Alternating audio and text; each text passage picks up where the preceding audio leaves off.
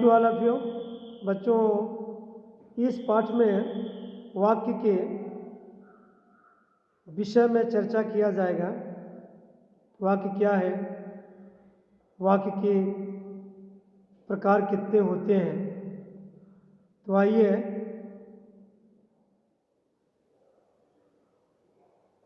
इस पाठ में वाक्य के विषय में समझते हैं। भाषा की मुख्य इकाई वाक्य है। वाक्य के द्वारा ही किसी भाव को पूर्ण रूप से व्यक्त किया जा सकता है।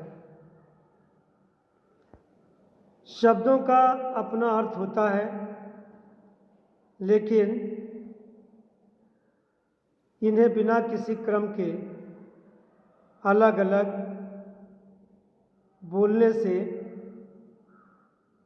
वक्ता का अभिप्राय स्पष्ट नहीं हो पाता। वाक्य के शब्दों को सही क्रम से संयोजित करने तथा स्वाभाविक गति से बोलने पर ही बात पूरी तरह से समझ में आ पाती है। वाक्य पदों का वह व्यवस्थित समूह है जिसमें पूर्ण अर्थ देने का सामर्थ्य होता है। इसके बाद वाक्य के अंग के विषय में चर्चा कर लेते हैं और समझ लेते हैं। वाक्य के दो अंग होते हैं, उद्देश्य, विधेय। जैसे रमेश पुस्तक पढ़ता है, कृष्ण कुमार कहानी लिखता है। उपर्युक्त वाक्यों में दो अंग हैं। एक अंग कर्ता के बारे में सूचना देता है, जैसे रमेश और कृष्ण कुमार। दूसरा अंग क्रिया के बारे में सूचना देता है, जैसे पुस्तक पढ़ता है, कहानी लिखता है। उपर्युक्त वाक्यों में पहला अंग उद्देश्य है और दूसरा विधेय। उद्देश्य वाक्य में जिसके बारे में कुछ कहा जाए वह उद्देश्य होता है। उद्देश्य के बारे में जो कहा जाता है वह विधेय होता है। मेरा भाई सुरेश भागता हुआ चोर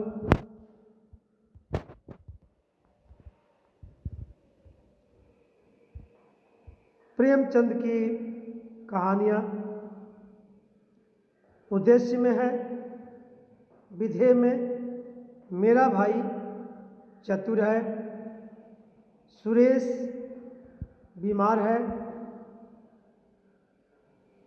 भागता हुआ चोर पकड़ा गया, प्रेमचंद की कहानियाँ खूब पढ़ी जाती हैं।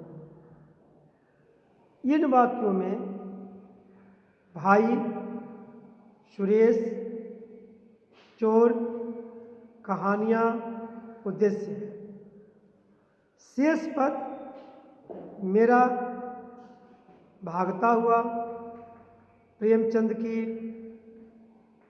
उनके विस्तार हैं। इसी प्रकार चतुर है, बीमार है, पकड़ा गया, पढ़ी जाती है, विधेय है। खूब विधेय का विस्तार है।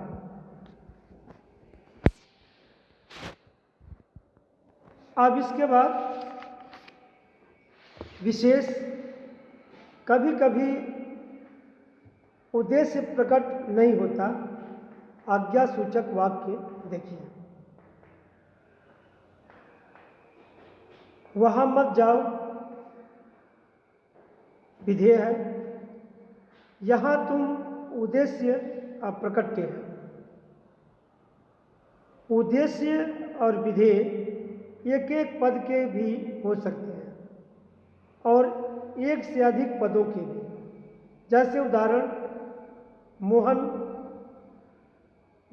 जाता है, मेरा मित्र मोहन स्कूल जाता है। इस प्रकार वाक्य छोटा हो या बड़ा, उसके दो ही अंग होते हैं, उद्देश्य और विधेय। उद्देश्य प्रायः वाक्य के प्रारंभ में होता है और विधेय बाद में।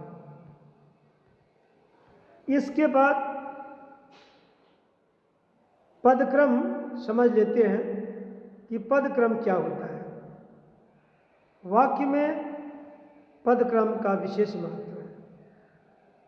सभी वाक्यों में पद एक व्यवस्थित क्रम में होते हैं।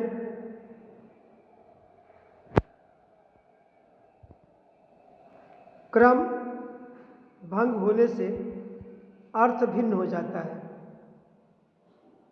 वाक्य रचना में कर्ता, कर्म, क्रिया के क्रम की ओर ध्यान देना आवश्यक है।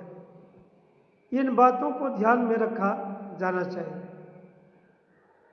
कर्ता के बाद क्रिया आती है, जैसे मोहन जाता है। इस वाक्य में मोहन कर्ता, जाता है क्रिया है।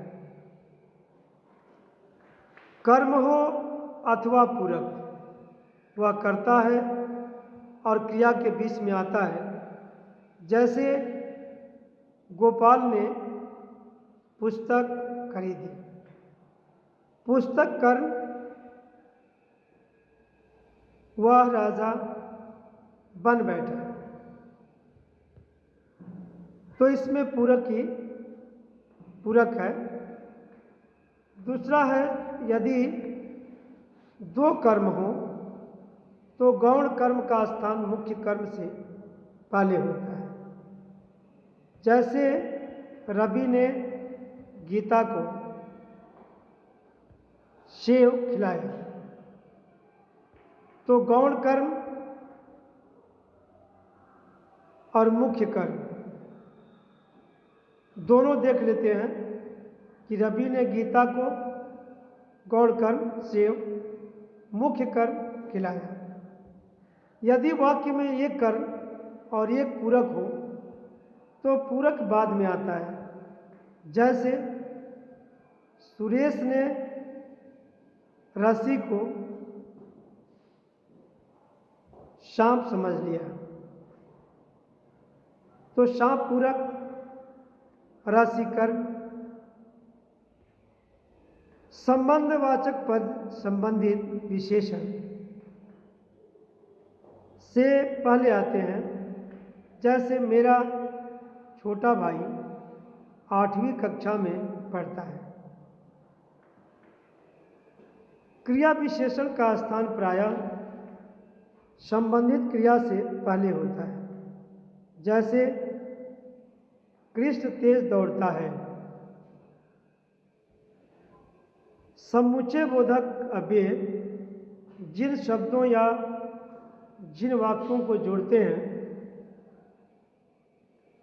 उनके बीच में आते हैं। जैसे सीमा तो आ गई परंतु सरिता अभी तक नहीं आई। तो समुच्चय बोधक अव्यय इसमें परंतु है। दिल्ली, चेन्नई और मुंबई प्रसिद्ध शहर है। इस वाक्य में और समुच्चय बोधक अव्यय है। संबोधन और विस्मयात्मक प्रायः वाक्य के आरंभ में आते हैं। जैसे वाह, कमाल हो गया, अरे यह क्या है, संजीव तुमसे ऐसी आशा न थी। तो इस प्रकार वाक्य को देख लेते हैं। किसी विशेष पद पर बल देने के लिए अथवा कविता में लय के कारण पदक्रम में उलट-फेर हो सकता है। जैसे इस्तीफा देना पड़ेगा आपको। है न सुंदर मुंबई। पाठ्यक्रम में अधिकांश संशोधियाँ विशेषण के प्रयोग में होती हैं। अब इस वीडियो में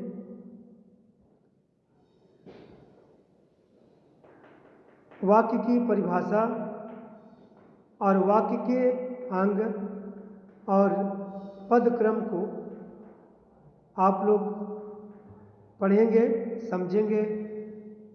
अगले वीडियो में वाक्य के प्रकार जो है बताया जाएगा। धन्यवाद।